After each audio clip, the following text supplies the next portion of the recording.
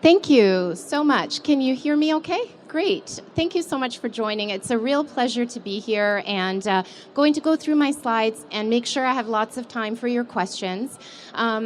As mentioned, I have relatives living with celiac disease. I myself have had IBS since I was 16, so I had to be gluten-free for some years due to my symptoms. And so I completely relate and feel like I have a lived experience with gluten-free. So these are things that I've taken from my lifestyle and, of course, learning from my clients, as well as, the science that's out there about what is safe for a gluten-free lifestyle. So I just want to acknowledge those who are gluten-free for allergy reasons and also acknowledge those who are gluten-free for other intolerant digestive health issues.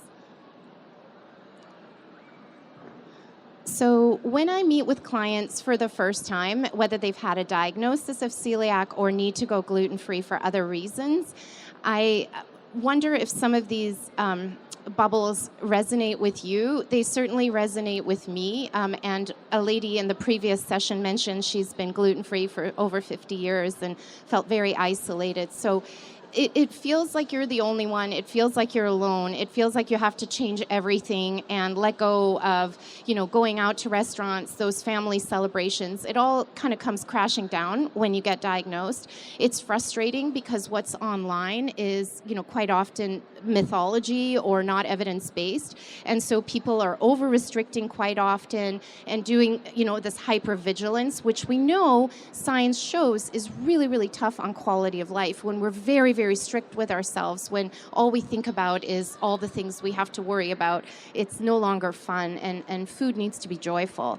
Of course, there's fear, especially if it's not someone, that is you. Like my sister-in-law is celiac, and when she got diagnosed, everybody was really scared. My kids were scared. They're like, oh, we can't eat this way anymore. So, it's about kind of breaking down some of those myths and looking at how to demystify and reduce confusion and stress.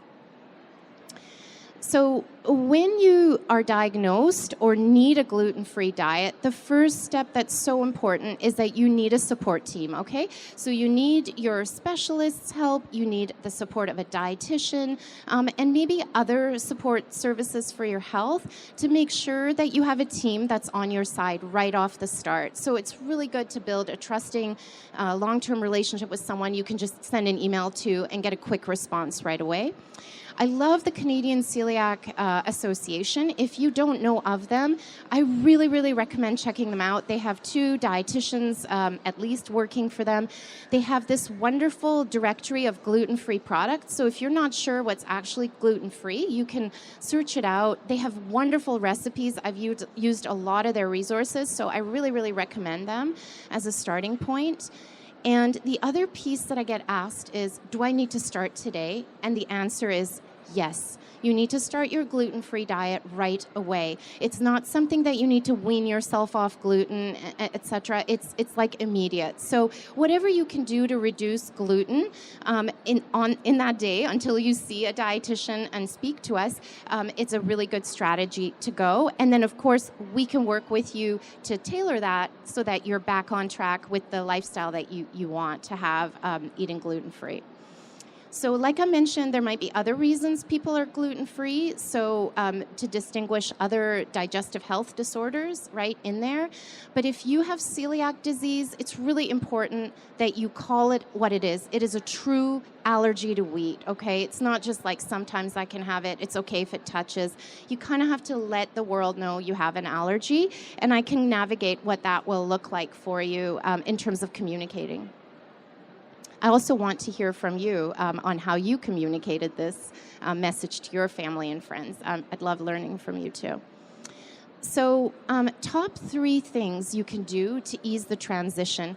I'll be really honest with you. Most of us could be a little bit cleaner in our kitchens anyway, right? Am I right? Like we could just do a little bit more, and let's get everybody in there, not just, the one person that's always in the kitchen.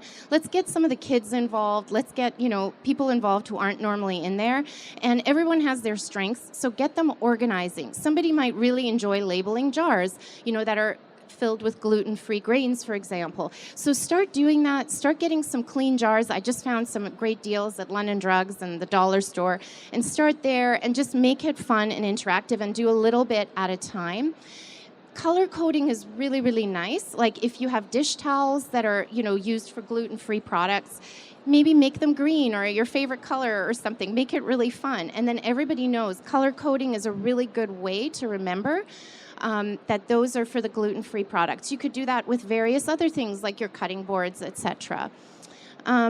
Making a grocery list as a family is really important, and I wonder how many of you sit down and do that together, or how many of you are just taking that on by yourselves. If you're taking it on by yourselves, you are burning out, and there's lots of opportunity to get help from the people that you share your meals with to plan and to put together a grocery list. Now, you might say if you have kids or people whose diets are not maybe as wholesome as you'd like them to be in your household, that's okay. Get them involved. Even if they're picking chocolate as the thing they want to put on the grocery list, that's okay. Get them involved and let them participate, because you need support on a day-to-day basis.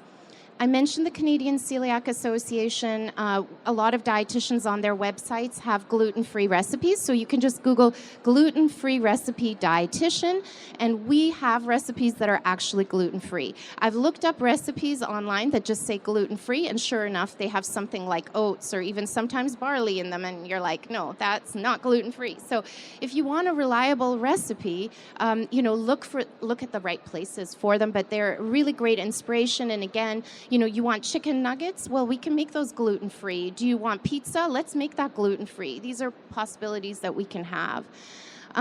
Labeling is really important. You don't have to buy a fancy label maker, although they're a lot of fun. You could just use plain labels, right? Again, from the dollar store, but do label your things clearly.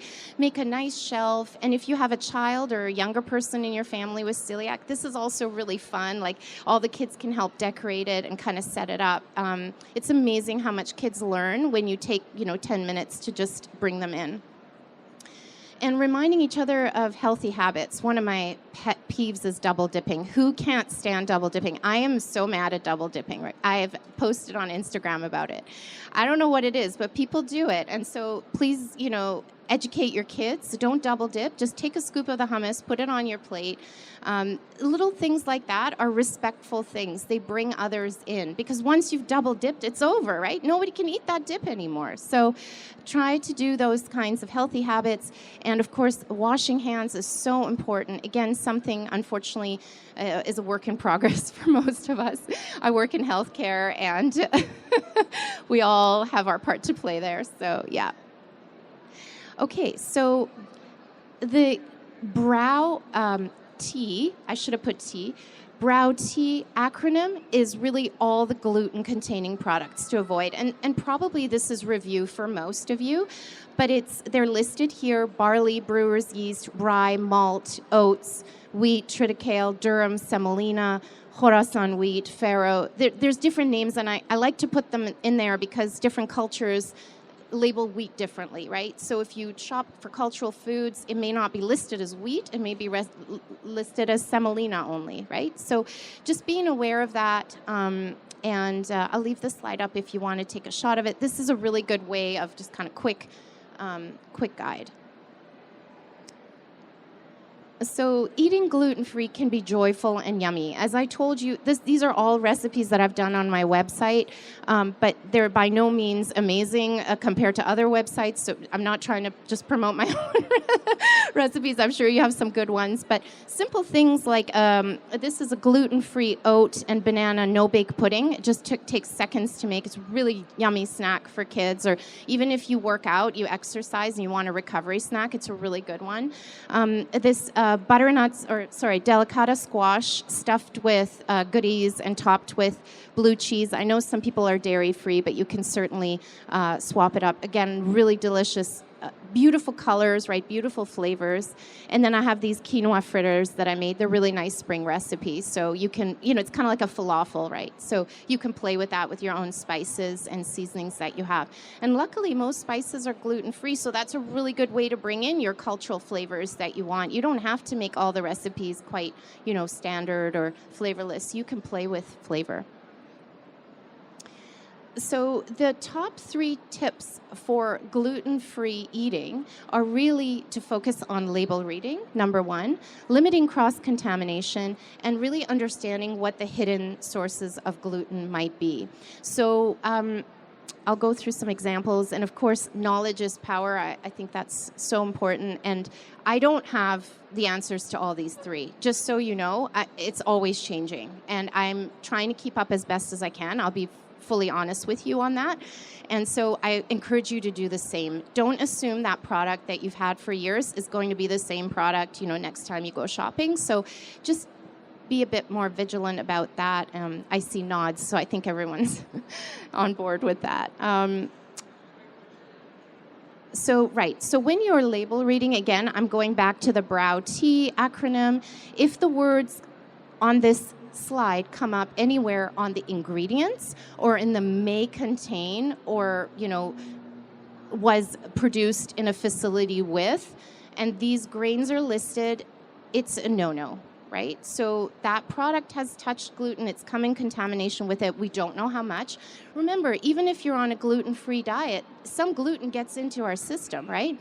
But it's just less than that threshold that we want. So even a gluten-free cereal, for example, may have a little bit of gluten in it. And that's why I'm talking about hypervigilance not being necessary, because your body's really, really amazing. It can tolerate a very, very small amount of gluten, and that can keep you safe, no problem. But if it starts to get like this, it's to avoid those products.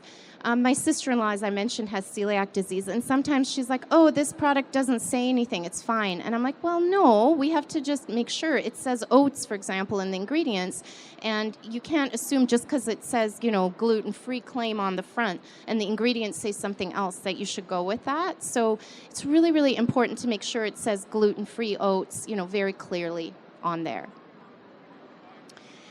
So as I mentioned, oats are one of those high-risk foods, right? They're naturally gluten-free, but because every processing plant that has wheat also does oats, right? We have to be really careful and choose the oats that are certified gluten-free. So that's where you really need to look for that certification label. The same goes for your gluten-free grains. So even if it says quinoa on there, and it's a naturally gluten-free grain, you just have to make sure that there's nothing else that came in contamination with it. So an example of that would be the bulk barn, for example. I love the bulk barn, but if you have celiac disease, you have to be really careful where you buy your bulk ingredients. Even if the bulk is packaged in a package, it may not be properly labeled. So for some of these grains, you should really just buy the packaging that has very clear labeling on it, okay? Flours, pasta, cereals, same idea. Just make sure you look for the gluten-free claim. And flax and hemp are the same. But they're quite good companies out there that have a very clear label on them. So you just want to find those ones rather than buying flax in those plastic containers or in a bulk sort of setting. Cross-contamination is my weakness. I do this a lot at home, and I get caught all the time by my kids now because I've trained them well. So you just need to make sure, number one, that, if you have things like a burger, let's say barbecue, right? You're hosting a barbecue. You just have to make sure that you really are clear about where the gluten-containing buns are and where the gluten-free buns are. Remember that processed veggie patties, processed patties may have gluten in them themselves. So just when you're planning a barbecue, you might decide, which is kind of what I've decided, just do a gluten-free barbecue for everybody if I know my sister-in-law's coming over, and then everyone's kind of safe. And then the crumbs aren't flying around everywhere, because once you toast those buns, the crumbs are flying around. That's the other thing I kind of think is important, is if you have a gluten-free, shared household, just have a separate toaster for the toast. That's not a big investment to make because you can't wash out a toaster. You can wash out everything else with soap and water, or put it in the dishwasher, but you can't do that with a toaster.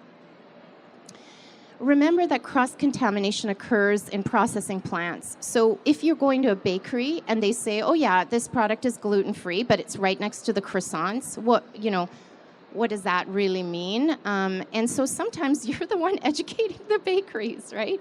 No, you can't put that next to each other. You can't call that gluten-free. You know, you could call it low gluten, that's fine, but it's not actually gluten-free. So again, you see why you need support. You see why this gets really, really complicated. And just like it might be a question you ask a dietitian or the Canadian Celiac Association, and it makes it easier for you. So I have my really nice cutting board with my green dishcloths. That's just for gluten-free. So, you know, I might have to store that separately because my husband often uses cutting boards very liberally. So, you know, I'll store that one separately with the green dish rag. Going out to restaurants, cruise ships, weddings, various events. What I would suggest doing, honestly, is eat before you go. If you're on a cruise, it's a little bit different, but cruises are really, really good because they can help package something separately for you, but you need to talk to them, you need to communicate, right? But if you're going to a wedding that's a banquet, you know, have a good-sized meal before you show up, and then at least then you can just chat with the, you know, banquet coordinator and get it like a small something. But I remember going to a wedding with my sister-in-law, and there was nothing for her except champagne and wine. So it was a hard night for her.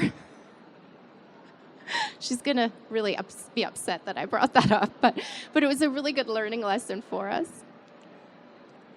So calling restaurants in advance, you know, they are amazing restaurants. I'm still gluten-free in so many DoorDash lists because of that period of time, and they're so good about it. Everything's very labeled. If you treat it like an allergy, you let them know it's an allergy, they're quite good. And if they can't, they will tell you, I can't promise you that. So at least you know what you're getting into. I talked about bulk shopping, hand washing, the dishes. Everything has to be really thoroughly cleaned. I like the separate dish towels with different colors, labeling, using a separate toaster. Oh, one more thing is medications, soaps, shampoos, right? If you have celiac, you know, it's also a dermatitis situation that you're dealing with, right? So if you have issues with your skin and you've been gluten-free, check your soaps, check your toothpaste, check the kind of like beauty products, the creams that you use, and make sure that they are gluten-free because flour is in everything. It's a filler in everything. And you know, supplements that are over the counter that you can buy, they're not always properly labeled either. So check with the pharmacist. They have a full list of what has gluten in it. Your prescription medications would be the same. The doctor might prescribe something you need, you know, for a certain other health condition, and then you go to the pharmacy and it hasn't said that you have an allergy to gluten. So just specify that you do. So with lentils, canned beans, lentils, they're fine. So I just end up using canned a lot of the time when I'm doing cooking with vegetarian proteins. But if you have dry lentils or even dry chickpeas or anything, there's often grains of wheat mixed in there. So you actually have to sort it, which is really a lot of work. So a quality of life piece is just do the canned and rinse them off.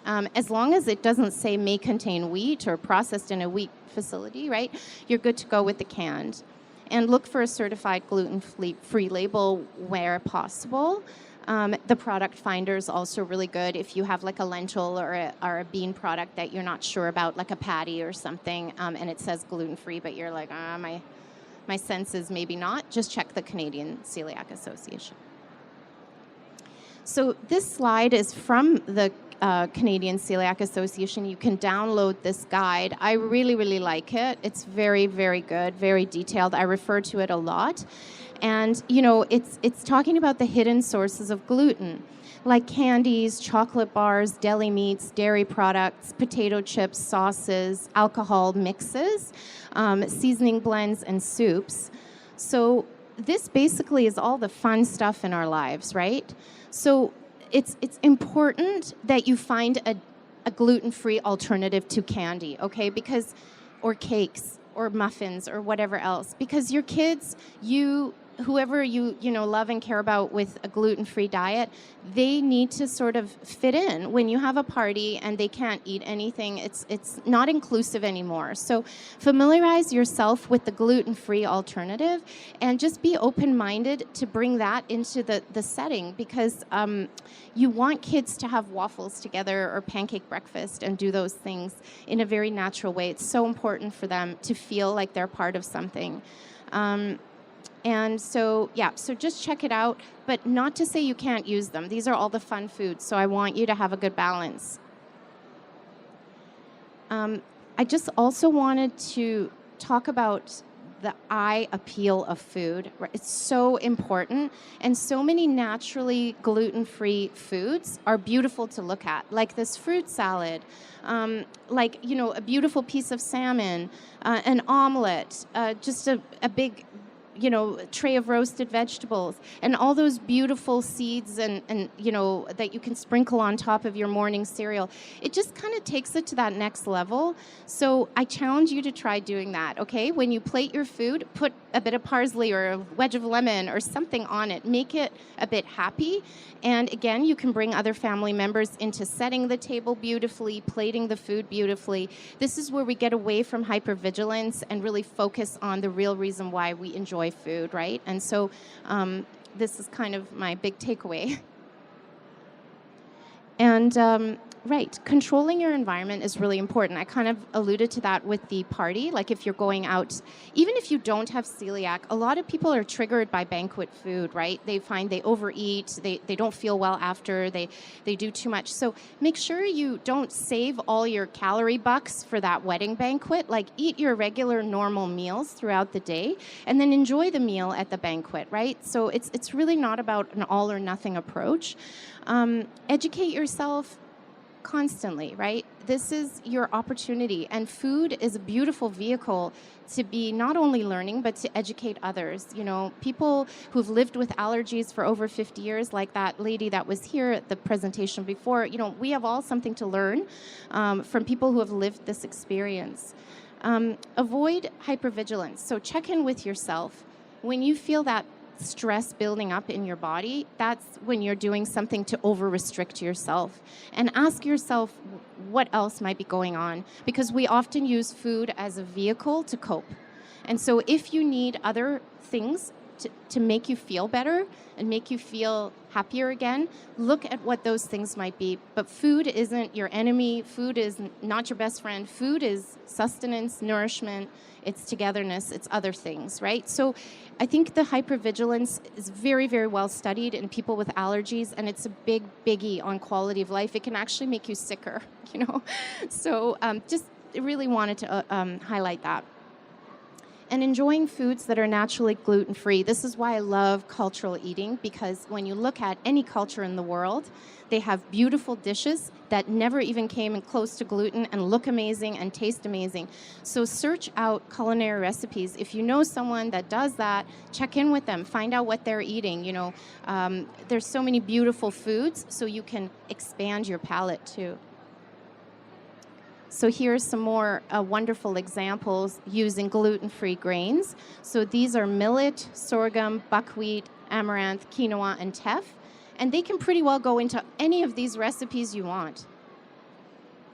So it's exciting when I look at this. I can make so many different things using these grains. And I would say be economic when you're shopping. Like if you see teff on sale or buckwheat on sale, grab a whole bunch and freeze the rest for later, because you can always use those grains, and if you keep them frozen, they last a very long time. I have a freezer full of things that I, buy when they're on sale, because they're kind of expensive. Of course, rice is one of them too, I should have said, okay? Like you can put rice and rice flour into things. Finally, I work as part of a team called BC Dietitians. A lot of you may not know about us, but we are a directory of registered dietitians. We specialize in everything. If you are looking for a dietitian to deal with a particular health condition you have, we have that person for you, and we can match you to that person. If you have insurance coverage through private insurance, you are often covered for a year worth of nutrition counseling. And believe me, a lot of people have it and don't use it. So even if you know everything's going well, why not just have a check-in and just make sure you're on the right track? Make it an hour of Q&A with the dietitian. It's time well spent.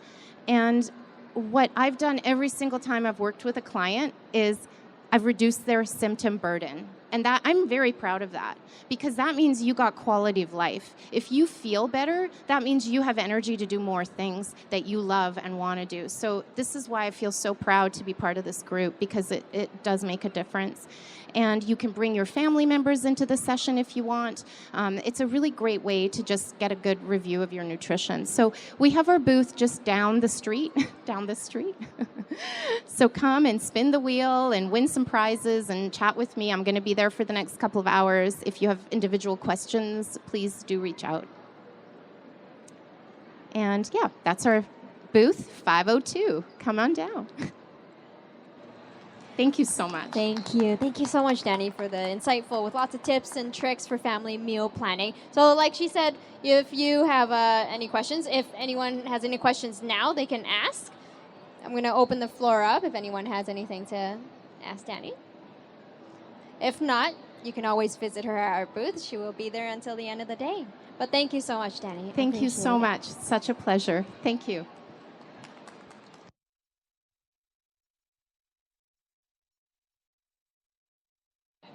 So we are concluding today our presentation portion of the show. And thank you for being here, everyone. Hopefully everyone got a nice chance to stroll around and get some samples. We'll be back again tomorrow with more exciting presentations. But we'd like to once again thank our sponsors for making this weekend possible. Our title sponsor, Promise Gluten-Free, and Nima Partners. Our silver sponsors, Yeshi Dressing, Alchemy Foods. And our bronze sponsors, Lemonade Gluten-Free, BC Egg, Naked and Saucy, Cassava, Iki Japanese Bistro, Wise Spirits, Robin's Gluten-Free Baking Courses, True Nosh Company, Cartum's Donuts, Odo, and Made with Local. Thank you so much for sponsoring our event. We will see you guys either tomorrow or next year.